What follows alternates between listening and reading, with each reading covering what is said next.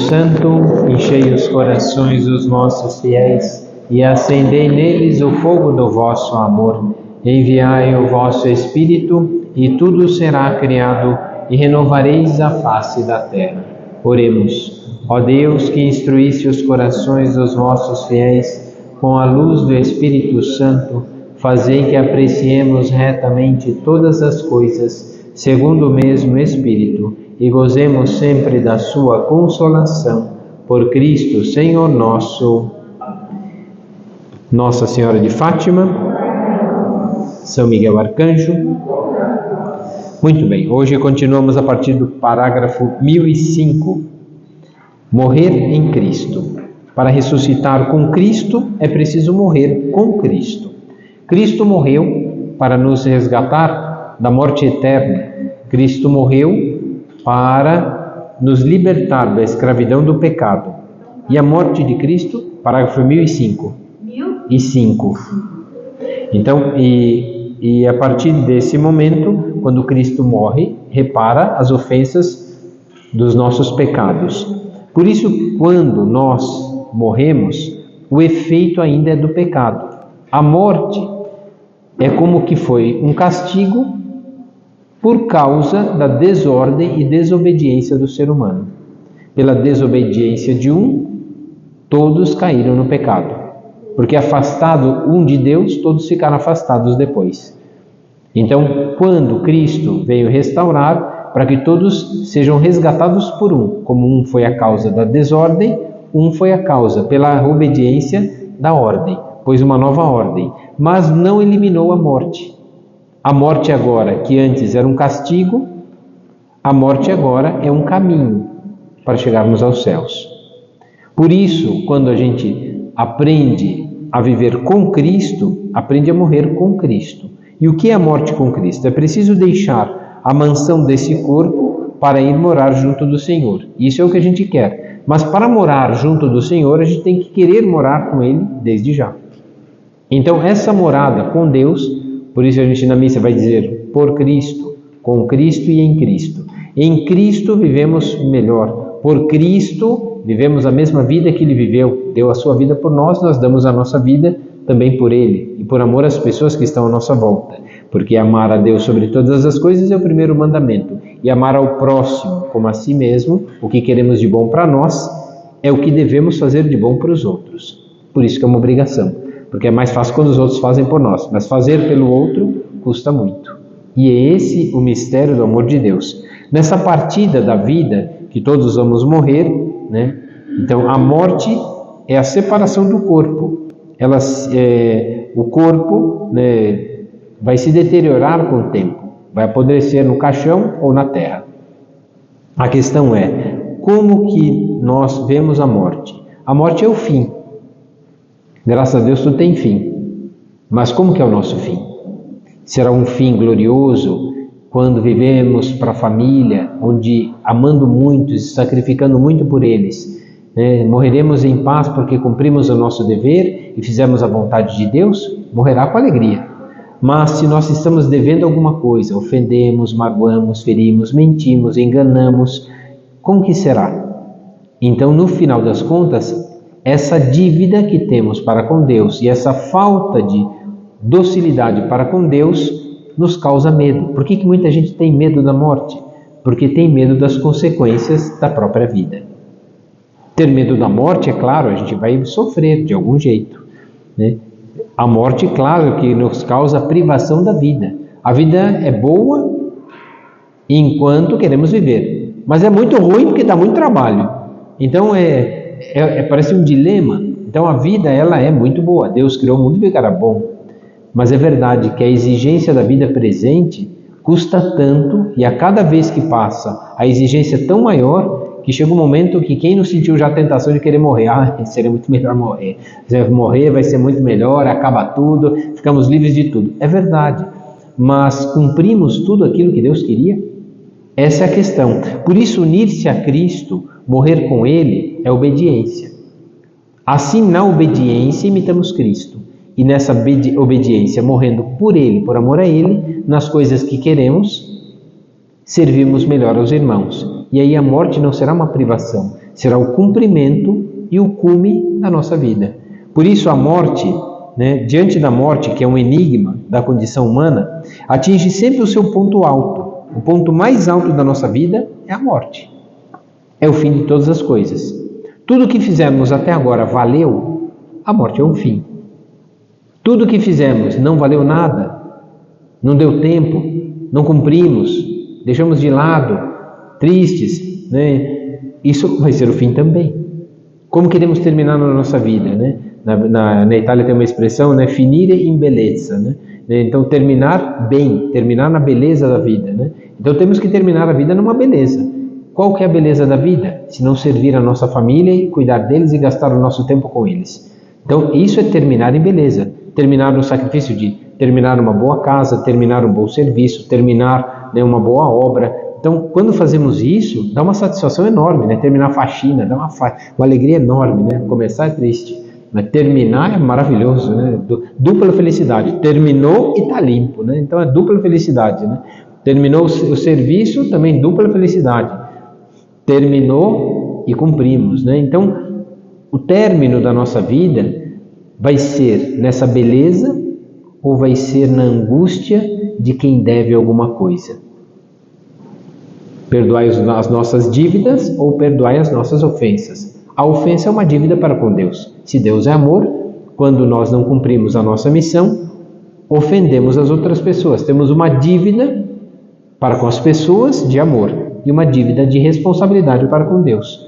Por isso que antigamente o Pai Nosso rezava: perdoai os nossos devedores, assim como nós perdoamos a quem nos tem... Não, perdoai, dos devedores. Então, e depois perdoar, quer dizer, agora a gente reza, perdoai as minhas ofensas, perdoai, Senhor, as nossas ofensas, assim como nós perdoamos a quem nos tem ofendido. Então, é uma ofensa, sim, a ofensa é uma dívida de amor para com as pessoas, a ofensa é uma dívida de amor para com Deus. A dívida é uma dívida de amor para com Deus, a dívida é uma dívida de amor para com as pessoas. Por isso a gente pede perdão quando fica devendo alguma coisa para alguém, não só dinheiro, A gente deve atenção, amor, respeito. Então o que acontece é que a morte é o termo da vida terrestre. Tudo vai terminar, graças a Deus. Tudo vai terminar. Principalmente se ela é um peso, parece que vai terminar, mas é melhor ainda. Mas também vão terminar as coisas boas. Tudo vai terminar. Então é preciso estar pronto para ele. Nossa vida tem essa medida, um tempo. E por mais longo que ele seja, tem um tempo. Qual é o tempo de Deus? Parágrafo 107 diz assim, lá no final, do meio para o fim: esse aspecto da morte dá um aspecto de urgência às nossas vidas. A lembrança da nossa mortalidade serve também para recordar-nos que temos somente um tempo limitado para realizar a nossa vida. Logo embaixo diz assim, nas letras pequenas: lembra-te do teu Criador nos dias da tua mocidade, antes que o pó volte à terra de onde veio, e o sopro volte a Deus que o concedeu. A morte, portanto, é consequência do pecado, da desordem e da desobediência. A morte causa exatamente isso. Embora o homem tivesse uma natureza mortal, Deus o destinava a não morrer. O homem tinha uma natureza mortal, mas Deus o destinava a não morrer. Na desobediência, como longe de Deus, morre. Então, a morte foi exatamente um castigo, ou o prêmio, ou o salário do pecado, da desordem, da desobediência. Foi o contrário ao desígnio de Deus. Deus não criou o homem para morrer, criou o homem para viver eternamente. E agora, um novo caminho para o homem viver é voltar à obediência. Por isso, a ordem na nossa vida é que faz a gente ter uma vida nova, uma vida em Cristo.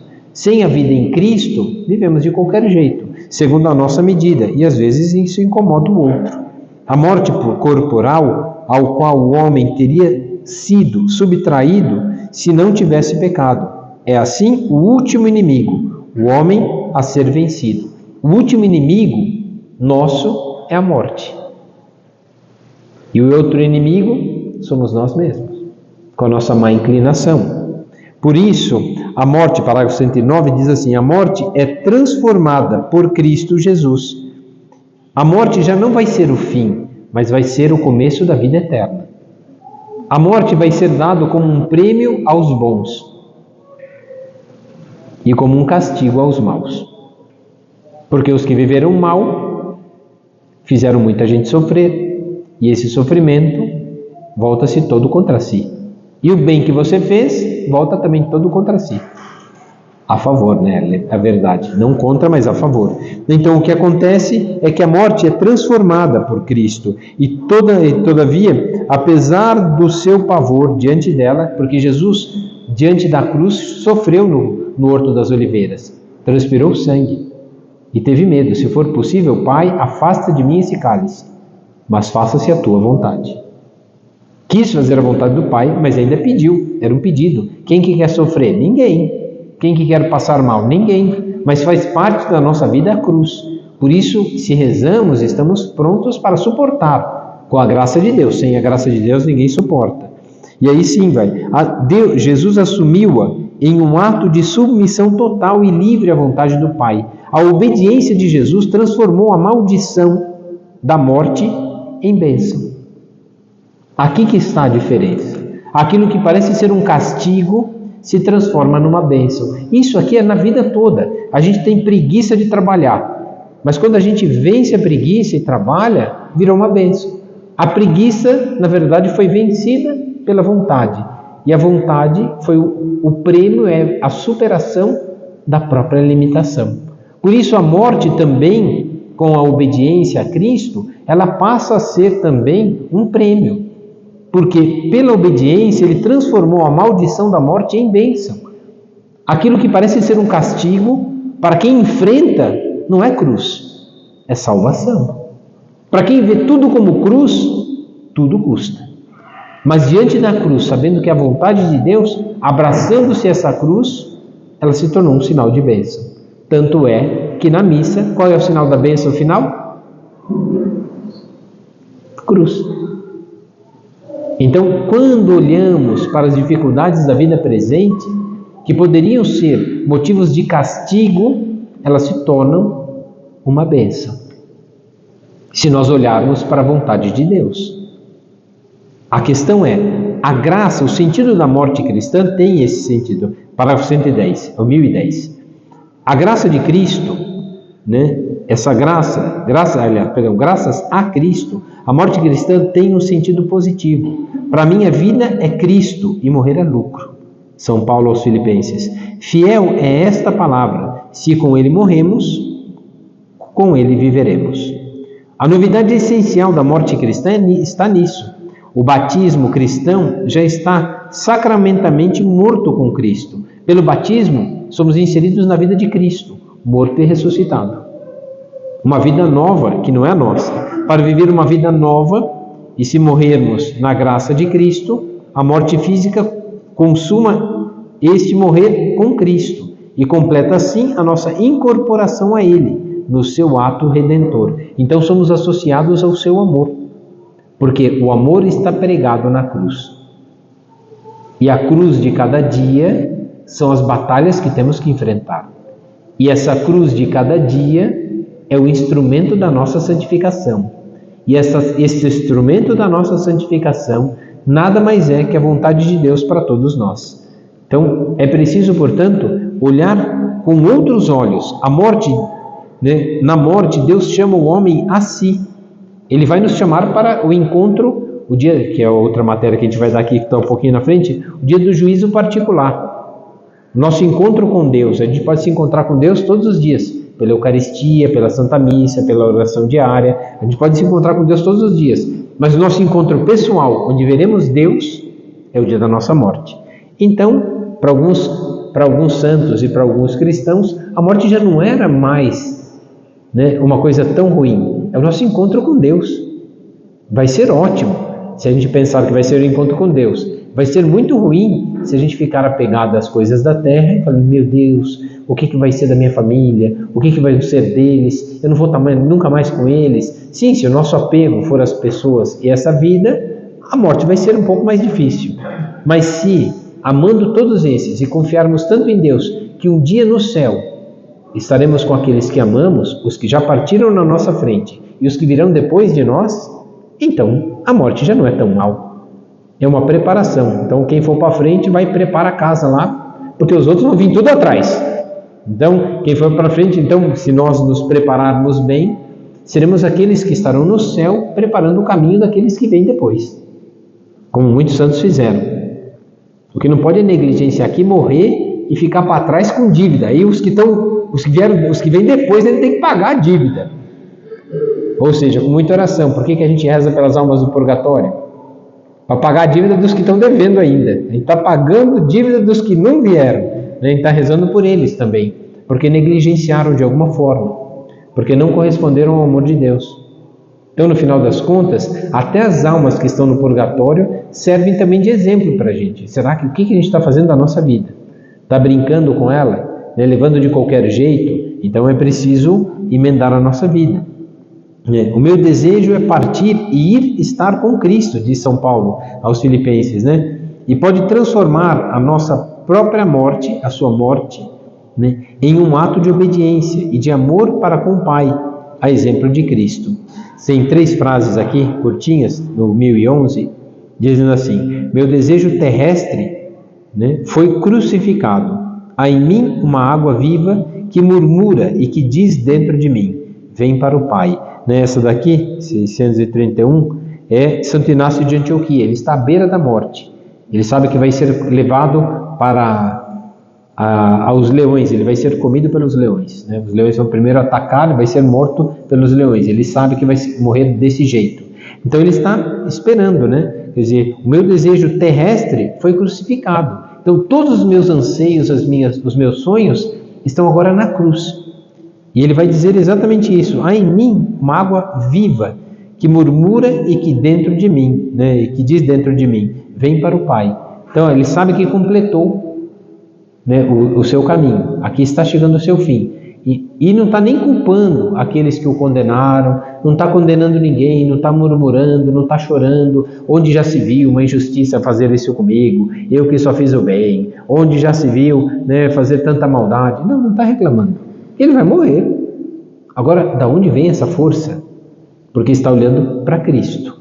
Se a gente olhar para o mundo, aí realmente a gente não aguenta. É questão, e Santa Teresa diz, quero ver a Deus, para vê-lo é preciso morrer. Então era o desejo de Santa Teresa, ver a Deus. E essa frase que ela disse, ela tinha 10 anos de idade. Ela queria ir para a África junto com o irmão, para que os mouros, os muçulmanos, a matassem. E por que ela queria isso? Porque ela falou assim: se eu morrer na mão daqueles que odeiam a Cristo, então eu terei a mesma morte de Cristo, porque mataram Cristo porque odiavam Ele. Terei a mesma morte e terei a mesma vida. Então ela já não tinha medo de morrer. Com 10 anos de idade já não tinha medo de morrer, só que demorou para morrer. Teve que trabalhar muito ainda. Santa Teresinha vai dizer também: não tenho medo da morte, eu não morro, entro na vida. Não vai morrer, vai entrar na vida. E olha que ela morreu com uma das mortes mais horrorosas que existe: falta de ar. Por causa da tuberculose, não conseguia mais respirar. Morreu com falta de ar. Morreu sufocada, como se fosse afogada. Com uma agonia tremenda. Todo mundo, uma vida boa, linda que teve Santa Teresinha, florinhas mimosas, perfumando o meu santo altar. Não, nada disso. Morreu bem ruim. Morreu com bastante sofrimento, fora as dores que sentia. Então, morreu com muita dor e morreu com confiança. A visão cristã da morte é expressa de forma privilegiada na liturgia da Igreja. Diz assim, no prefácio da Missa dos Defuntos: Senhor, para os que creem em vós, a vida não é tirada, mas transformada. E desfeito o nosso corpo mortal, nos é dado nos céus um corpo imperecível. Essa é a confiança de quem acredita em Deus de verdade, de quem acredita que buscar o seu amor já muda a nossa vida presente. Imagina a vida futura. Por isso, a mudança da vida presente é que nos leva à vida eterna. Bom, vamos ser sinceros, eu tenho um tio que morreu com 90, tio da minha mãe, mas a gente chamava ele de tio. Ele morreu com, a gente chamava ele de tio Doca, tio Florisvaldo. Então ele morreu com 95 anos de idade. com 95 anos de idade. Aí um dia ele veio na missa aqui na catedral, estava com 94, veio um dia na missa. Aí eu fui cumprimentar ele, me abraçou e tal. Eu falei assim: tio, como é que você está? Eu falei: estou cansado, não vejo a hora de morrer. Todo mundo que eu amei, todo mundo que eu servi, que eu conheci, que me amaram, todo mundo me morreu. E a minha prima estava com ele: pai, eu estou aqui vivo ainda, né? E tem também o primo, né? O filho dela, né? Nós estamos aqui ainda, né? Eu sei, mas quase todo mundo que eu já conheci já foi embora, né? O que eu estou fazendo aqui ainda nessa idade, né? Chega um momento que a morte vai ser um alívio, né? Então, quer dizer, vai dar para a gente aquilo que todo mundo que a gente amou está lá, meu Deus, o que eu estou fazendo aqui sozinho? Que vida mais infeliz é essa, né? Então, quer dizer, quando você olha para o amor de Deus que nos espera no céu, o amor das pessoas que nos amaram e já não estão mais aqui conosco, quando a gente olha tudo isso, vai vendo que a vida vai ficando cada vez mais difícil, o joelho já não dobra, a coluna não aguenta, até levantar da cama dói, né? Então, quer dizer, tudo isso, eu lembro que quando eu fico muito tempo na cama dormindo, quando vou levantar, dói tudo, meu Deus do céu, nessa idade, imagina quando estiver mais para frente, se é que eu vou chegar lá na frente, se é que o joelho já não está chegando mais perto, né? Então, tudo isso serve para entendermos qual é o caminho que Deus nos dá. A morte, portanto, é o fim da peregrinação terrestre do homem. É o tempo de graça, tempo de misericórdia que Deus lhe oferece para realizar a sua vida terrestre, segundo o projeto divino. Esse tempo é um tempo privilegiado.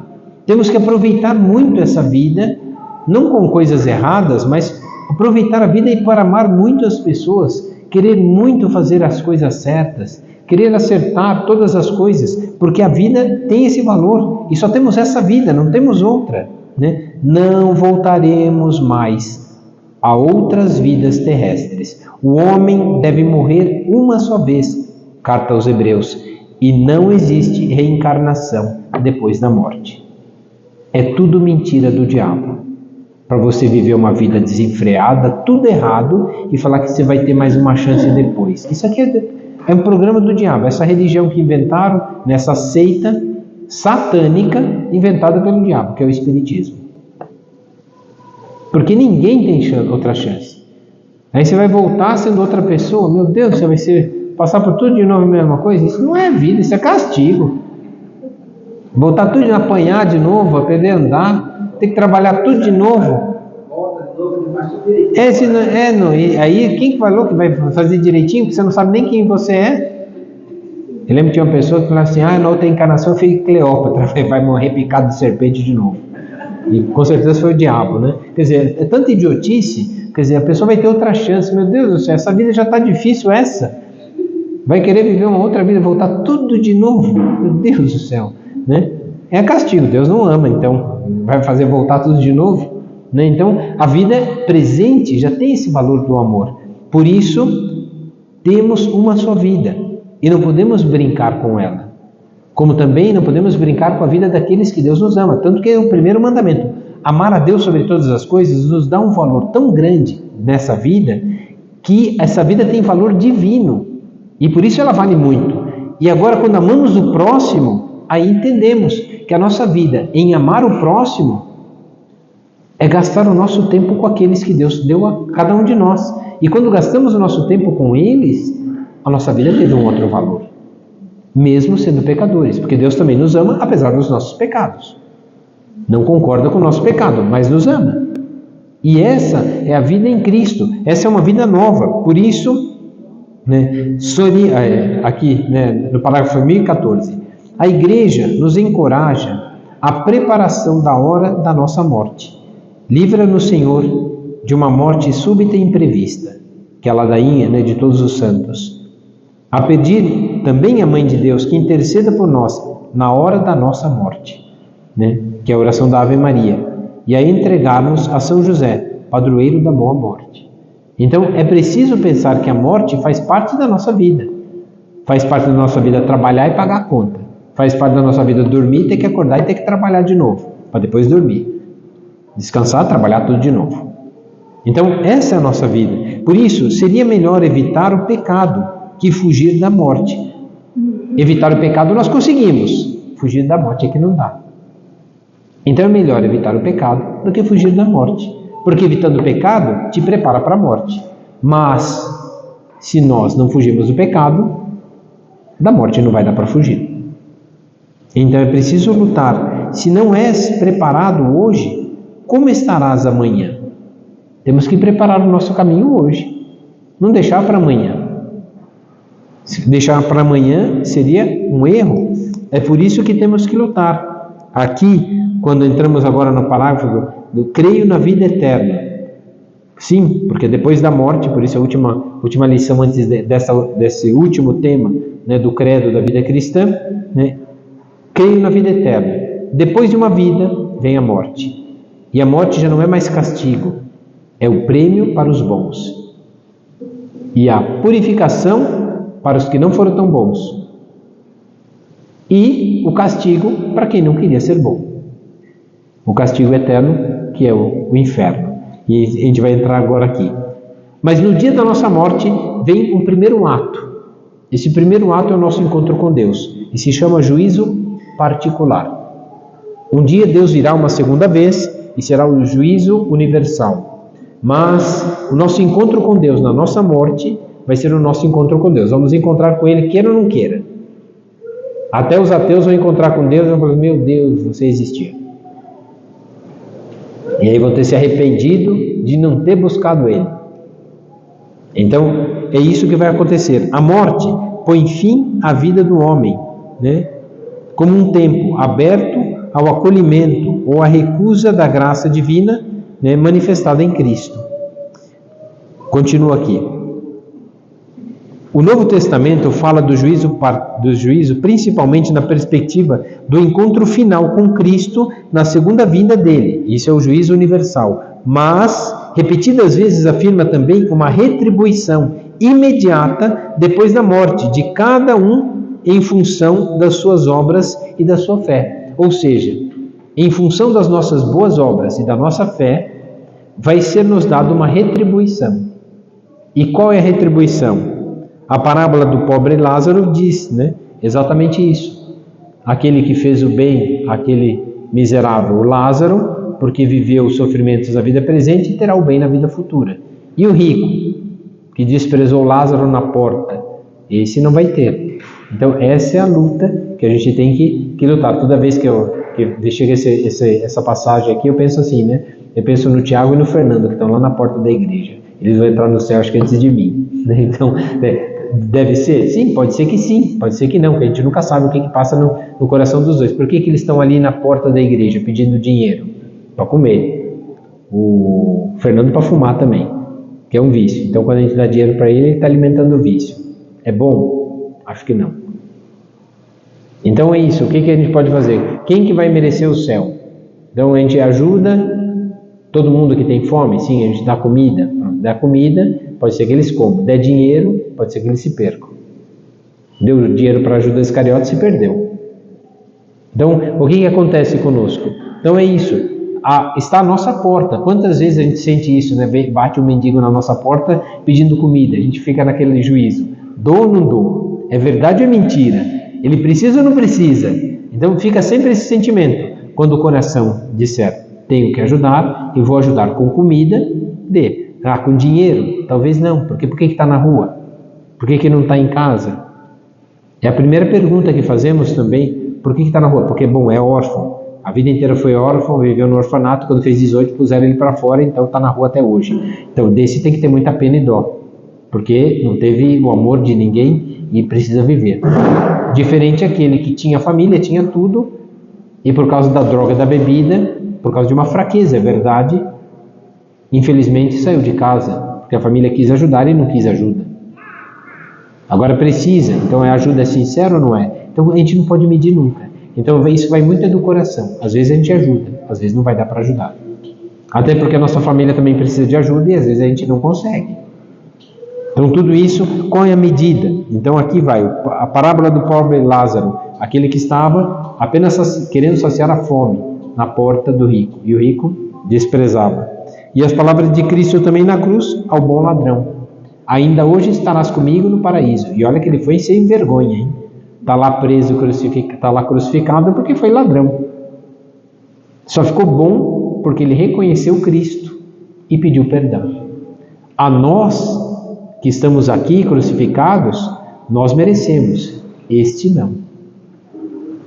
Então mostra o arrependimento, está arrependido, nós merecemos esse castigo de morrer agora, ele não merece. Então Jesus, vendo a bondade daquele homem, o reconhecimento da própria miséria de uma vida toda errada, e mesmo uma vida toda errada tem chance se houver um arrependimento sincero. Mas é verdade que ele deu muita sorte, que ele estava no lugar certo, na hora certa, no momento certo, com a pessoa certa.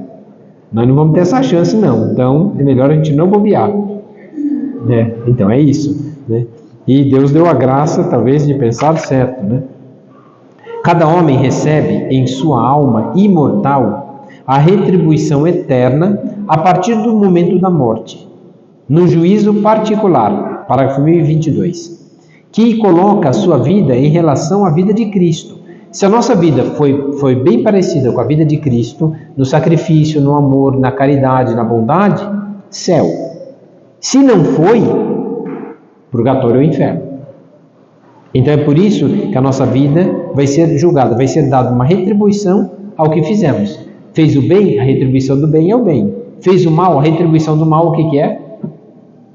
Mal. Então é isso, fazer bem as coisas para ser retribuído. E assim, a luta por fazer bem, eu não faço bem só em esperar a vida eterna. Faço bem porque é a vontade de Deus, faço bem porque é o bem para os outros. No final das contas, eu agradei a Deus e agradei os outros. Talvez nem tanto, mas fiz o que devia fazer. Servo inútil, não fiz mais que obrigação. Então é isso que devemos pensar. E aqui no parágrafo 1022, nas letras pequenas, vai dizer: no caso da nossa vida, seremos julgados quanto ao amor. E isso é uma frase de São João da Cruz. Seremos julgados pelo amor. Teve amor ou teve egoísmo? É isso que seremos julgados. Se formos julgados pelo amor, houve amor em nossa vida, querendo acertar, muitas vezes erramos, mas querendo acertar, houve sinceridade naquele amor, vai ser dado amor. Não foi enganando, mentindo, burlando, com enganação, sim, aí não houve amor, houve egoísmo. Então onde há egoísmo, a retribuição de egoísmo é o quê? Egoísmo, ou seja, é o sofrimento do purgatório. E se houver ódio, aí é o inferno. Por isso a gente não pode, por isso que Deus diz, né? Amai os vossos inimigos, porque se não houver amor, haverá ódio. A retribuição do amor será? E a retribuição do ódio será? Esse é o problema. Por isso a gente tem que lutar. Agora é uma tentação? A outra se comporta como inimigo? Sim, mas eu tenho que lutar. Por isso a gente tem que lutar. O céu é dado aos que estão na graça e morrem na amizade com Deus. E estão totalmente purificados, porque venceram com o peso da cruz as próprias misérias e a própria vontade. Vivem para sempre com Cristo, são para sempre semelhantes a Deus, porque o veem tal como Ele é, face a face, sempre buscando a Deus. Então, veremos Deus como Ele é. O céu é dado, é uma vida perfeita com a Santíssima Trindade, e é denominada céu, porque o céu é o fim último de toda a realização e as aspirações mais profundas do homem, porque o céu é dado como prêmio aos bons. Aquilo que a gente faz de bom na vida nos é dado como prêmio, como retribuição à nossa convivência com Deus. Sede bons como o vosso Pai Celeste é bom. Sede santos como o vosso Pai Celeste é santo. Por isso a bondade, que é a perfeição na santidade, é o que nos associa a Deus. O céu é dado a quem se assemelha a Deus, a quem busca a Deus. Isso está no parágrafo 124. Então o céu é o fim último e a realização das aspirações mais profundas do homem. É o estado de felicidade suprema e definitiva. Mas precisamos buscar aqui. Viver no céu é viver com Cristo. Os eleitos vivem nele, mas lá conservarão esse amor. Aqui temos que buscar. São José Maria Escrivá dizia assim, né? Buscar o amor através da vida de oração. Encontrar o amor, viver na fidelidade dos sacramentos e amar a Deus, servindo a Ele de todo o coração. Então é buscar encontrar e amar. É estar com Deus. Assim devemos viver. O parágrafo aqui está, eu pus essa frase aqui no parágrafo 125. Viver no céu é viver com Cristo. Os eleitos vivem nele, mas lá conservam, ou melhor, lá encontram a sua verdadeira identidade, o seu próprio nome. Assim Deus vai nos associar aos céus. Parágrafo 126 diz assim: pela sua morte e ressurreição, Jesus Cristo nos abriu o céu, a vida dos bem-aventurados. Bem-aventurados aqueles que sofrem, os que são perseguidos, os que são mansos apesar da maldade dos outros, né? Os que suportam, né, as misérias, né, e as dificuldades. Né? Bem-aventurados são aqueles que carregam a cruz. A esses será dado pela morte a ressurreição, pelo sacrifício da cruz a vida eterna. Por isso consiste na posse da plenitude dos frutos da redenção operada por Cristo. Por que temos que imitar Cristo? Porque carregando a cruz, ressuscitaremos com Ele. Carregando a cruz, imitamos a vontade de Deus. Carregando a cruz, entramos na obediência. Nessa obediência, somos salvos. Então, é essa obediência de Cristo que é a glorificação, que associou à sua glorificação celeste os que creram nele e que ficaram fiéis à sua vontade. Crer naquilo que ele ensinou e ficar firmes nesse mesmo propósito, nessa mesma vontade. Por isso, lá no finalzinho do parágrafo 1026 diz assim: o céu é a comunidade bem-aventurada de todos os que estão perfeitamente incorporados a Ele. Viver com Cristo, por Cristo e em Cristo. Assim, no final também do parágrafo 1027 diz assim: o que os olhos não viram, os ouvidos não ouviram e o coração do homem não percebeu, isso Deus preparou para aqueles que o amam. O prêmio de quem ama é uma coisa jamais vista, jamais sentida e jamais compreendida. É uma vida por excelência. É a perfeição que humanamente não poderíamos alcançar, mas que nos será dada por prêmio a quem se esforça por buscar. E buscando e encontrando, devemos amar. E amando, entraremos na vida eterna. É tudo uma sequência. E Cristo quis que fosse assim, porque somos limitados e somos fracos. É olhando para Ele que enfrentamos a morte e rezamos, né? Pedimos a Santa Maria, né? Santa Mãe de Deus, rogai por nós pecadores, que merecemos até a morte e os castigos. Mas olhai por nós, rogai por nós pecadores, agora, enquanto vivemos para amar, e na hora da nossa morte, para entrarmos nesse amor. Então, por isso pedimos a Nossa Senhora. É um pedido de intercessão enorme que pedimos. 1028 diz assim: quando Ele mesmo abrir o seu mistério à contemplação direta do homem e o capacitar a tanto, aí sim o homem vai transcender aquilo que ele é capaz. Esta contemplação de Deus na sua glória celeste é chamada pela Igreja de visão beatífica. Veremos Deus como Ele é, diz a Sagrada Escritura. E como Ele é? Nós ainda não conhecemos plenamente o que é o amor. Por isso, quando nós nos sacrificamos pelos outros, experimentamos uma parcela desse amor, não a plenitude, mas uma parcela desse amor. Quando a gente cumpre um dever que é árduo e difícil, como custa começar? Como custa pôr em ordem? Mas quando termina, é maravilhoso, porque terminou. E quando termina, dá uma satisfação, de uma alegria, quase que se tomar cuidado vira um orgulho, né? Ai, como eu sou bom, olha que eu fiz isso daqui. Não, poderia virar um orgulho, né? Mas não, assim, eu fiz mais que obrigação, servo inútil, cumpri aquilo que Deus queria. Obrigado, meu Deus, porque me deste a alegria de conseguir cumprir aquilo que eu tinha que cumprir, que não tinha vontade nenhuma, mas que, por sua graça, por causa do seu amor, eu fiz. Por tua palavra lançarei as redes. Lembra de São Pedro? Tinha pescado a noite inteira. Sabia pescar e não deu nada. O horário de pescar era à noite, porque o peixe não vê a rede. E aí ele não consegue escapar. E pescaram a noite inteira, uma noite inteira de trabalho, e nada. Quando chegou de dia, que não é o horário de pescar, que não é a hora, que já estão cansados, Deus pediu para começar tudo de novo. E quando a gente começa de novo, mesmo quando não é hora, estamos cansados, temos todas as desculpas do mundo para não fazer, por suas palavras lançarei. Foi a obediência, mesmo contrário a tudo aquilo que poderia ser bom, aquilo que era plausivelmente coerente, porque pescar de dia não dava, com rede não dava. Cansados do jeito que estavam, era impossível.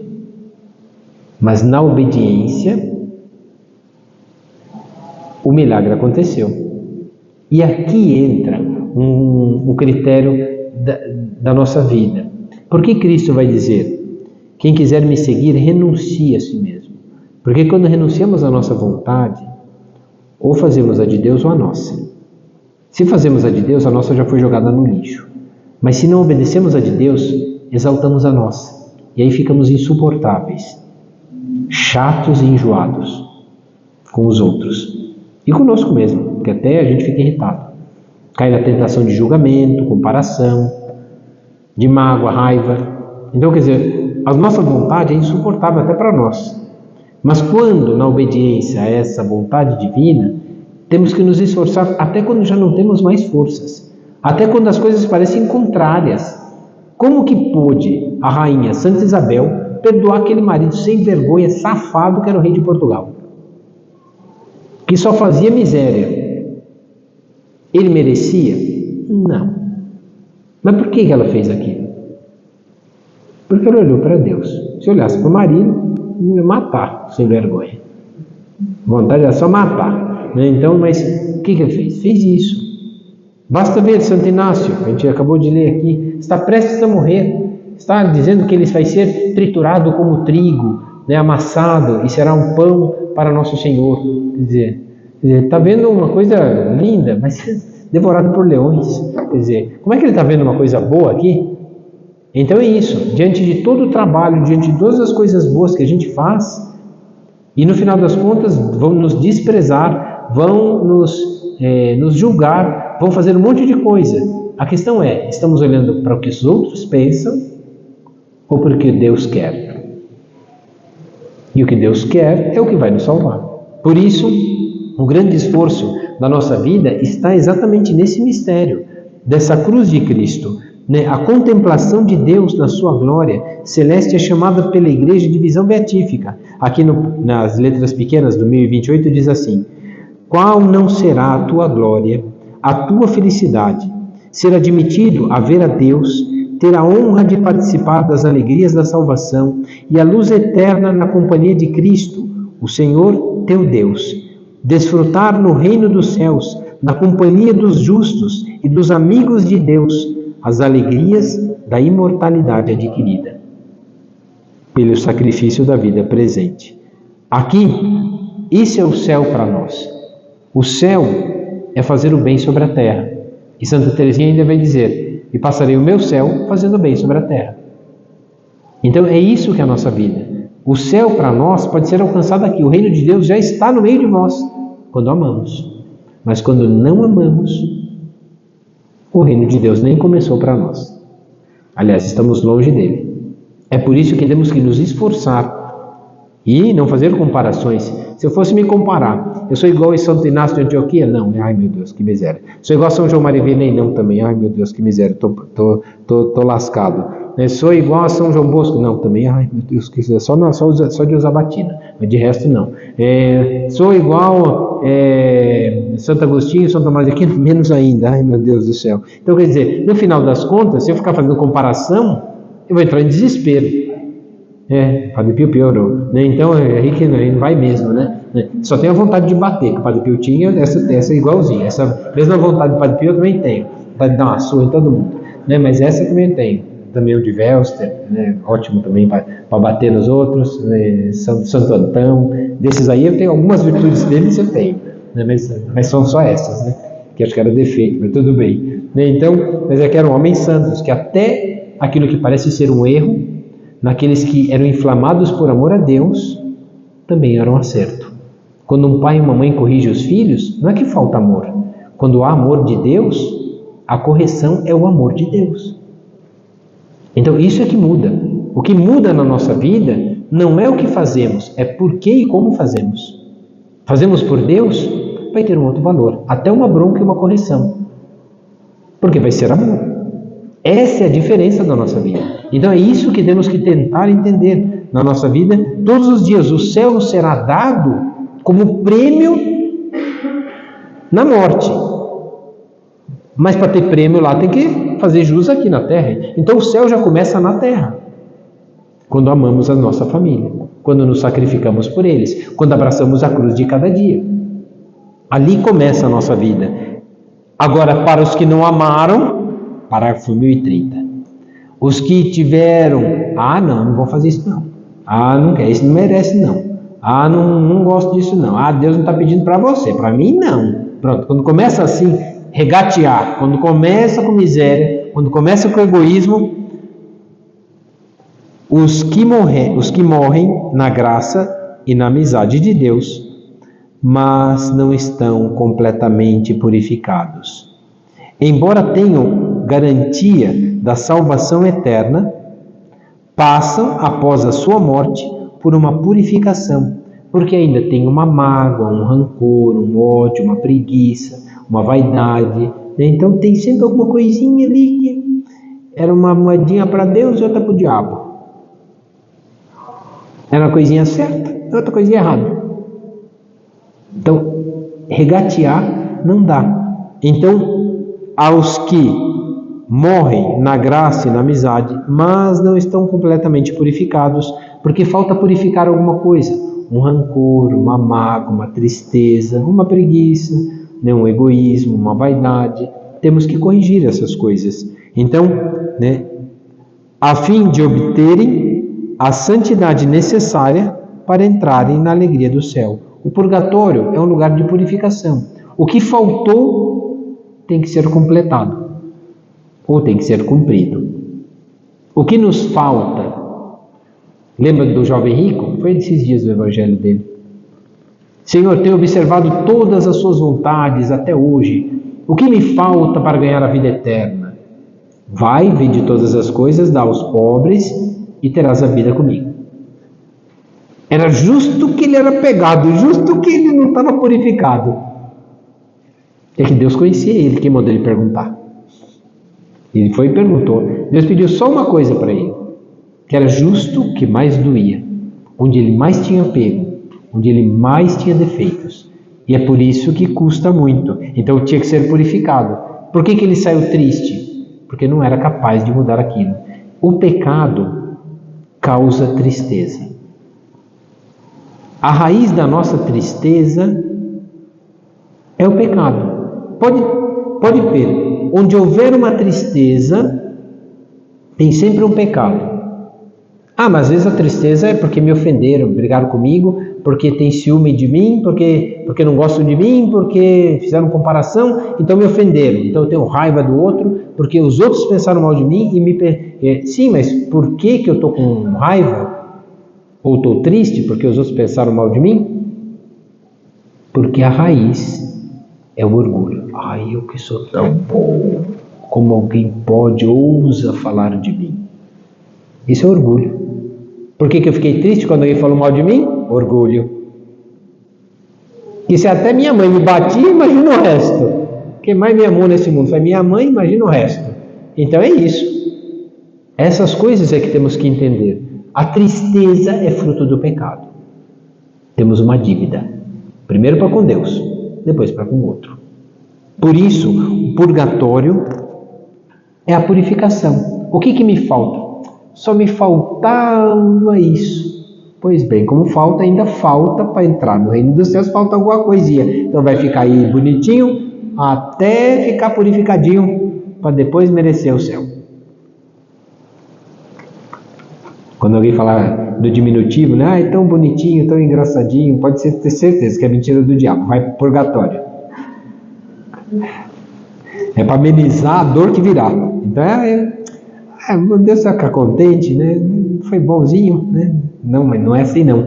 Tem que lutar. Aqui, continuando, no final do parágrafo 1030, a Igreja formulou a doutrina da fé relativa ao purgatório, sobretudo no Concílio de Florença e no Concílio de Trento, fazendo referência a certos textos da Escritura, da tradição da Igreja, que fala de um fogo purificador. Então aqui vem os textos. No que concerne a certas faltas leves, deve-se crer que existe antes do juízo um fogo purificador. Antes do juízo, um fogo purificador. Segundo o que afirma aquele que é a verdade, dizendo que se alguém tiver pronunciado uma blasfêmia contra o Espírito Santo, não lhe será perdoada nem no presente século, nem no século futuro. Mateus 12. Desta afirmação podemos deduzir que certas faltas podem ser perdoadas no século presente, ao passo que outras só no século futuro. Então, o pecado contra o Espírito Santo não tem perdão, nem agora e nem depois. Mas existe um pecado que depois pode ser perdoado. Já agora, quando a gente se confessa, e depois. Então esse depois é o purgatório. Por isso a Igreja entende que o purgatório é uma condição em que ainda não está pronto para o céu, mas está a caminho do céu. Buscou, mas por negligência, por fraqueza, por omissão, por mentiras, não cumpriu tão bem. Então, 1032, continua. E aqui, vamos terminar. Esse parágrafo eu li inteiro. Esse ensinamento, 1032, esse ensinamento apoia-se também na prática da oração pelos defuntos, da qual já a Sagrada Escritura fala. Eis porque ele, Judas Macabeu, mandou oferecer esse sacrifício expiatório pelos que haviam morrido, a fim de que fossem absolvidos do seu pecado. Porque naquela luta de Judas Macabeu, Deus prometeu que ele venceria a luta, e ele venceu. Só que morreram muitos dos seus, e todos os que morreram traziam um amuleto a um Deus, que não era Deus único. Então Deus viu isso como uma infidelidade, e essa infidelidade gerou neles a morte na vida. Eles morreram e não foram salvos como o resto do povo de Israel. Então Judas pensou, vamos oferecer um sacrifício, né, pela ofensa deles, que eles lutaram conosco, tiveram a mesma luta conosco, mas pereceram pela infidelidade. E é isso que acontece conosco. Todos nós aqui lutamos para o céu, mas todos vamos chegar ao céu? Tomara. Mas será que chegaremos? Essa é a pergunta. Será que nós nos desviamos muitas vezes da vontade de Deus, esperando outros deuses, outras vantagens, outros negócios? Então temos que lutar. Por isso, né, vai dizer, para que fossem absolvidos do seu pecado. Desde os primeiros tempos, a Igreja honrou a memória dos defuntos e ofereceu sufrágios, ou seja, sacrifícios e orações, em seu favor, em especial o sacrifício eucarístico, oferecendo muitas missas. Por isso a gente oferece missa de 7º dia, missa de 1 mês, missa de 1 ano. Por quê? Porque quem a gente amou, morreu. Está no céu ou está no purgatório? Ou está no inferno? Só Deus sabe. Então a gente reza, porque e se estiver no purgatório, precisando de oração?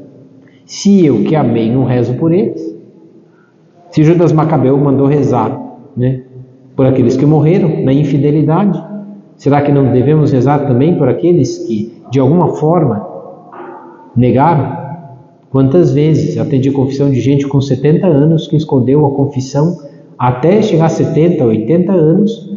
Nunca confessei disso. Meu Deus do céu. Estava querendo ir para o inferno? Como é que esconde um pecado desse? Às vezes não é nem tão grave, mas esconder um pecado. Por quê? Por orgulho, para que ninguém pensasse mal da pessoa.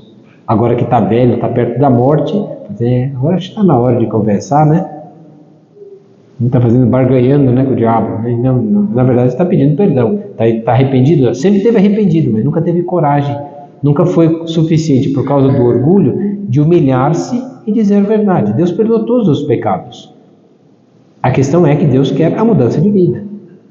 Não adianta não confessar, né? Não confessa, também não muda de vida, né? Então vai vivendo uma mentira, né? A fim, né, esse sacrifício eucarístico, esses oferecimentos, né, de sufrágios, a fim de que, purificados, eles possam chegar à visão beatífica de Deus. A Igreja recomenda também as esmolas, as indulgências e as obras de penitência em favor dos defuntos. Então a gente pode oferecer sacrifícios por eles. E aí nas letras pequenas diz assim: levemos-lhes socorro e celebremos a sua memória. Se os filhos de Jó foram purificados pelo sacrifício do seu pai, porque eles estavam numa festa e morreram. Então o pai ofereceu sacrifícios, porque vai saber o que eles estavam fazendo naquela festa. E morreram todos, os 7 filhos. Então o pai ofereceu sacrifícios pela morte dos filhos também. Porque duvidar que as nossas oferendas em favor dos mortos lhes leva alguma consolação, não hesitemos em socorrer aos que partiram e em oferecer as nossas orações por eles. Quem não gostaria, depois da morte, se tivesse uma dívida, alguém que rezasse por nós para ficássemos livres do purgatório? Eu ia querer. Todos íamos querer. Por isso, podemos fazer isso agora. Pequenos sacrifícios, pequenas orações, as intenções da missa, por aqueles que, por negligência, por orgulho, por vaidade, não cumpriram a vontade de Deus. Queriam e amavam, mais ou menos, daquele jeito. Por isso, purificados, porque o amor não era pleno. Só pode ir para o céu quem ama de verdade. Quem não ama, está com egoísmo, ama só se me amar, ama só se fizer para mim, ama só se me ajudar, ama só se... Pronto, esse interesse já é um amor não verdadeiro. Então precisa ser purificado esse amor. Por que existe purgatório? Para purificar a falta de amor, ou um amor incompleto. O amor, quem ama, verá Deus. Porque já experimentou a vida de Cristo na vida terrena, amando e se sacrificando. Quem não se sacrifica não ama, quem não ama não entra na vida eterna. É bem assim. Quem tem filhos já sacrificou bastante, então sabe como que é o sacrifício. Mas existem outros sacrifícios. Para os estudantes é estudar. Para um trabalhador ser honesto. Então todos nós podemos oferecer sacrifícios. E assim sermos associados à glória eterna. A próxima aula é sobre o inferno. Para esse não queremos ir. Então vai ficar para outra, porque eu vou caprichar no inferno aqui. Ave Maria, cheia de graça, o Senhor é convosco. Bendita sois vós entre as mulheres, e bendito é o fruto do vosso ventre, Jesus. Santa Maria, Mãe de Deus, rogai por nós, pecadores, agora e na hora de nossa morte. Amém. Nossa Senhora de Fátima. Muito bem. O Senhor esteja convosco.